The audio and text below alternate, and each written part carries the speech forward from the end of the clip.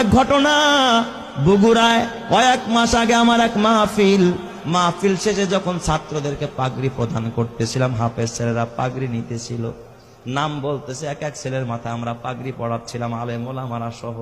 হঠাৎ এক ছেলের নাম বলতেছে মুআজ রহমাতুল্লাহ আলাইহি, নাম বলছে কিন্তু দেখি কোনো ছাত্র সামনে নাই। কিরে মুআজ কই? কয় হুজুর মুআজ তো মারা গেছে। তাইলে নাম কেন করলেন? পাগড়ি কারে দিমু?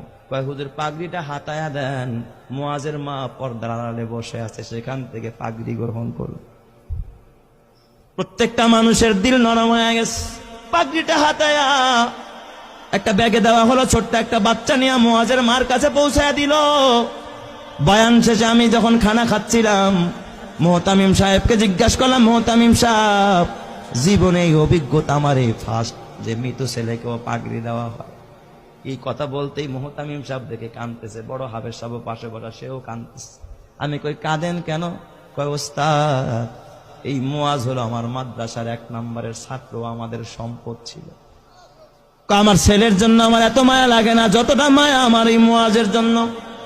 আমি বললাম এত কি গুণ হয় এই মুআজের? কয় ওস্তাদ মুআজ 18 মাসে কোরআনের হাফেজ হয়, জীবনে পাগড়ি ছাড়া নামাজ পড়ে নাই, মুআজের বাবা নাই, মুআজের মা বড় অসহায়, এই মাদ্রাসা লিল্লা বোর্ডিং এ মুআজ রে এতিমখানায় ফ্রি খাওয়াই, আমরা চিকিৎসা পর্যন্ত আমরা করাই। আমি বললাম তাহলে মুআজ কেমনে মারা গেল? কয় হুজুর কিছুদিন আগে চিকুনগুনিয়া জ্বর হয়েছে, আমরা ওর মারে খবর দিলাম, বললাম মুআজের মা মুআজের বাসায় নিয়ে যান, চিকুনগুনিয়া জ্বর হয়েছে। মুআজ বাসায় যাইতে চায় না। কয় ওস্তাদ বাসায় গেলে জামাতের সাথে নামাজ পড়তে পারি না, ফজরের নামাজটাও জামাতে পড়া হয় না, আমারে বাসায় দিয়েন না, মরে যাই তো মাদ্রাসায় মরবো, বাসায় যাব না।